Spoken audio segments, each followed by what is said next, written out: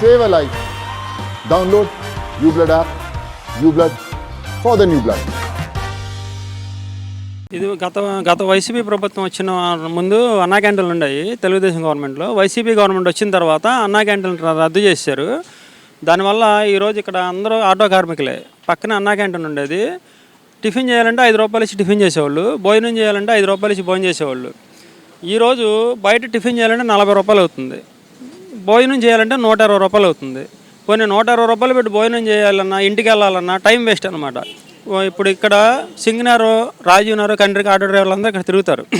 ఇక్కడ నుంచి భోజనానికి ఇంటికి వెళ్ళాలంటే గంట టైం పట్టిద్ది రావడానికి. ఆ గంట టైంలో ఈరోజు 1500 తోలాలంటే గగనం అయిపోతుంది. ఆటో డ్రైవర్లకి 1500 తోలాలంటే గగనం అవుతుంది.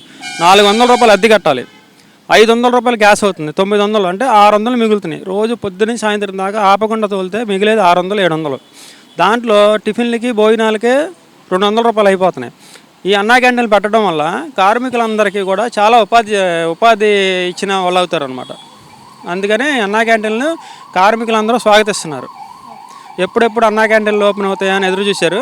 అందరూ కూడా హర్షం వ్యక్తం చేస్తున్నారు, కార్మికులందరూ కూడా. మీరు చెప్పినట్టు ఉపాధి ఇంతకుముందు 1500 వచ్చేది, ఇప్పుడు 500, 600 సరిపెడుతున్నా అంటున్నారు. మరి రేపు నుంచి ఉచిత బస్సు కూడా ప్రారంభం అవుతుంది అని ఒక స్టేట్మెంట్ అయితే ఇచ్చారు. ఆ పథకం అమలు చేయబోతున్నారు. దానివల్ల మరి ఇంకెంత నష్టపోబోతుంది? అంటే మాకు కూడా ఇబ్బంది లేకుండా చూస్తామని చంద్రబాబు గారు హామీ ఇచ్చారు. కార్మికులు కూడా ఎలాంటి ఇబ్బందులు లేకుండా, ఎందుకంటే పక్క రాష్ట్రంలో కర్ణాటక, తెలంగాణలో పెట్టారు. దానివల్ల అక్కడ కార్మికులు ఎలా ఇబ్బంది పడుతున్నారో అలా ఇబ్బందులు ఇక్కడ జరగకుండా నేను చూసుకుంటానని హామీ ఇచ్చారు. మాకు చంద్రబాబు నాయుడు గారి మీద పూర్తి నమ్మకం ఉంది. మాకు ఎలాంటి ఆర్థిక ఇబ్బందులు జరగకుండా నిర్ణయం ఉంటుందని మేము ఆశిస్తున్నాం.